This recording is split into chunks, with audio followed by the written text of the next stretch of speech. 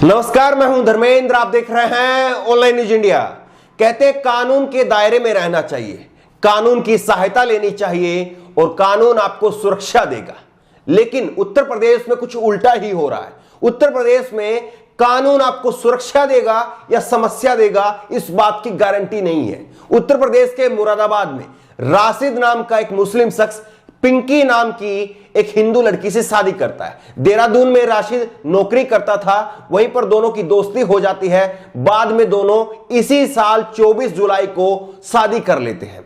5 महीने बाद में मुरादाबाद में ये अपने आप को कानून के दायरे में लाने के लिए रजिस्ट्रेशन करवाने के लिए जाते हैं। लेकिन वहीं से जहां पर ये कानून के दायरे में अपने आप को लाने के लिए गए थे, वहीं से एक खबर लीक कर दी जाती है और वहां पर एक special task force Bajrang Dal के लोग वहां पर पहुंचते हैं। स्पेशल टास्क फोर्स जो है, मैंने इसलिए इनको कहा है क्योंकि इनकी जिम्मेदारी है, कहीं पर भी कुछ और घटना होगी ये लोग नहीं पहुंचेंगे। लेकिन यहां पर इनको एक टास्क मिला हुआ है कि अगर हिंदू मुसलमान का कहीं से एंगल मिले तो आप झट से पहुंच जाइए।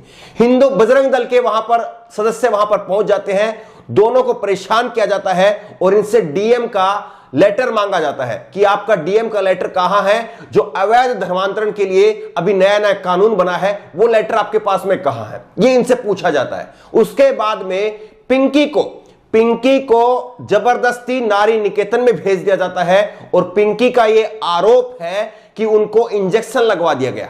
पिंकी गर्भवती थी और उसका गर्भ गिरा दिया गया, उसका बच्चा गिरा दिया गया, यह पिंकी ने कहा है। पिंकी की बात भी हम आपको सुनवाएंगे और उसके पति को उसके बाद में जेल भेज दिया गया। किस तरह से दोनों बालिग थे, दोनों ने अपनी मर्जी से शादी की, उसके बावजूद जो है वो पिंकी के पति को जेल भेज दिया गया, पिंकी को नारी निकेतन में भेज दिया गया और पिंकी का जबरदस्ती गर्भपात करवा दिया गया, उसका बच्चा गिरा दिया गया। 8 दिनों तक पिंकी नारी निकेतन में रही। उसके बाद में पिंकी ने अपना बयान मजिस्ट्रेट को दर्ज करवाया। उसने कहा कि मैं बालिग हूं, मैंने अपनी मर्जी से शादी की है, हम दोनों की पहले दोस्ती थी, 1 साल से हम दोनों एक दूसरे को जानते थे और उसके बाद में हमने शादी की है। 8 दिन वो वहां रहने के बाद में मजिस्ट्रेट के सामने बयान दर्ज होने के बाद में पिंकी को छोड़ा जाता है, लेकिन उसके पति को अभी भी जेल के अंदर रहना पड़ता है। 15 दिनों तक उसका पति राशिद जेल के अंदर रहा और पुलिस यह सिद्ध नहीं कर पाई कि उसके पति ने या उसके दोनों भाई, राशिद के भाई को भी पुलिस ने जेल में डाल दिया था। दोनों भाइयों को 15 दिनों तक जेल के अंदर रहना पड़ता है और उनकी पत्नी का गर्भपात करवा दिया गया, बच्चा गिरा दिया गया। 15 दिनों के बाद में भी पुलिस कोर्ट में यह साबित नहीं कर पाई कि इन्होंने जबरदस्ती पिंकी का धर्म बदलवा करके शादी की है। ये 15 दिनों तक पुलिस साबित नहीं करवा पाई। सबसे पहले आपको पिंकी की बाइट सुनवाते हैं। पिंकी अपने आप बीती बता रही है और उसके बाद में राशिद, उसकी भी बाइट आपको सुनवाएंगे कि किस तरह से ये कानून का सहारा लेने के लिए पहुंचे थे, कानून के दायरे में अपने आप को लाने के लिए पहुंचे थे और किस तरह से इनके लिए समस्या खड़ी हो गई। दोनों को जो है, वे दोनों भाइयों को जेल जाना पड़ा और पत्नी का बच्चा जो है वो गिरा दिया गया। सबसे पहले आप पिंकी को सुनिए। हमने कहा हमने अपनी मर्जी से शादी कर रही है। 24 जुलाई को मैंने निकाह कराया अपना, ISBT आजाद कॉलोनी मैंने निकाह कराया अपना, अपनी मर्जी से शादी की है। 22 साल की हूँ, बालिग हूँ मैं, अपनी जिंदगी फैसले खुद ले सकती हूँ मैं। बजरंग दल के कार्यकर्ता जब आपको रास्ते से पकड़ के ले गए थे तो क्या उन्होंने मारपीट की थी आपके साथ? सब धक्का मुक्की करी है, ऐसी गाली गलौज पकड़े थे, मारने की धमकी दे रहे थे कि इसे तो मार देना चाहिए। थाने में जब आप गई तो पुलिस का कैसा व्यवहार था आपके साथ? सर वो भी कह रहे थे कि ये झूठ बोल ली, ऐसे शर्म नहीं आई, ऐसे बोल रहे थे। मेरे तो पेट पे दर्द था, मैंने पेट ही दर्द बता रखा था, उन्होंने खुद ही लगाया इंजेक्शन। मुझे नहीं पता कौन से इंजेक्शन लगाए, पर मेरे को ब्लीडिंग बहुत जाने लगी, मिसकैरेज भी हो चुका है। अब आपको सुनवाते हैं पिंकी के पति राशिद को। राशिद को आप सुनिए। 15 दिनों बाद में पुलिस को उनको छोड़ना पड़ता है क्योंकि पुलिस के पास में कोई सबूत नहीं थे। पुलिस साबित नहीं कर पाई कि इन्होंने इस हिंदू लड़की का जबरदस्ती धर्म बदलवा करके शादी की थी। अब आप राशिद को सुनिए, जिन्होंने जेल से बाहर निकलने के बाद में, दोनों भाई हैं, 15 दिनों तक बिना किसी कसूर के जेल के अंदर रहे हैं। क्या कुछ कह रहे हैं ये भी सुनिए। आप हो रहे हैं, क्या कहना चाहेंगे? नहीं सर, अपनी मर्जी से करी थी दोनों ने शादी। अच्छा, क्या हुआ जब थाने में पुलिस आपको पकड़ के ले गई थी? नहीं सर, यहाँ भेज दिया था मैं जेल में। हाँ, उसके बाद जेल में रहे थे हम, 15 दिन में आया। जो पिंकी है वो भी बालिग है, आप भी बालिग है, आप लोगों ने अपनी मर्जी से शादी की थी, लेकिन पुलिस ने आपके खिलाफ मुकदमा धर्मांतरण का दर्ज किया दोनों भाइयों के और जेल भेज दिया था। तो अब आपको कितनी खुशी हो रही है रिहा होते हुए? सर बहुत बहुत खुशी है सर। पुलिस क्या कहना चाहेंगे, ये जो कानून बना है जिसके तहत आपको जेल भेजा गया था, इसका दुरुपयोग हुआ? क्या कहें? अच्छा सर, इस दौरान आपकी निकाह किया था कि कोर्ट मैरिज किया था, किस तरह की? मैं दे दूंगा ना, तुम टेंशन क्यों ले रहे हो? निकाह भी कोर्ट में नहीं थी। अच्छा, यहाँ कांट किस लिए पहुंचे थे? कांट जो पहुंचे थे रहने के साथ आईडी ऊपर करो, कोर्ट में वहाँ से पहुंचा। ये बताइए, किन लोगों ने पकड़ा आपकी था? जो किन लोगों पत्नी ने है पकड़ा था? पिंकी, वो गर्भवती थी, इस दौरान उनका गर्भपात हो गया जैसा पिंकी ने बताया है, तो कितना अफसोस है, आपका जो बच्चा था वो इस दुनिया में आने से पहले ही गुजर गया। वो तो सर बहुत अफसोस है सर, बहुत ही ज़्यादा। क्या आप कार्रवाई चाहेंगे उन पुलिस वालों के खिलाफ जिन्होंने आपको झूठे आरोप में जेल भेजा था? जो हो गया। वहाँ थाने कौन लेके गए थे आपको? सबसे पहले थाने आपको किन्होंने पकड़ा था? पहले कौन थे वो लोग? वहीं के लोग थे, वो कौन थे, बजरंग वाले जो। अच्छा, क्या कह रहे थे वो? टॉर्चर भी मैं तो सर बाद में पहुंचा था। अच्छा। मम्मी को मैं तो बाद में गया था। अच्छा, क्या आपको थाने में या कहीं टॉर्चर किया गया? कोई आपके साथ व्यवहार कैसा रहा है?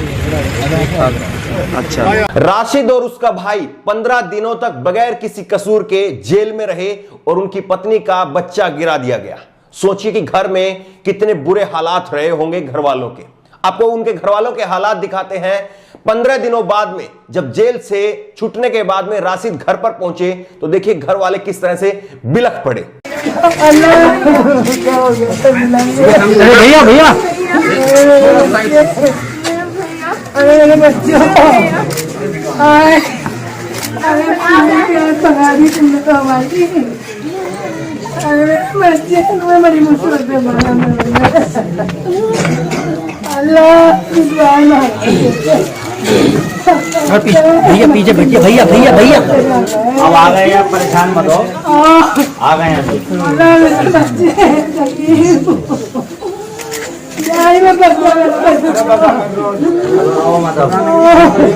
ठीक है नहीं?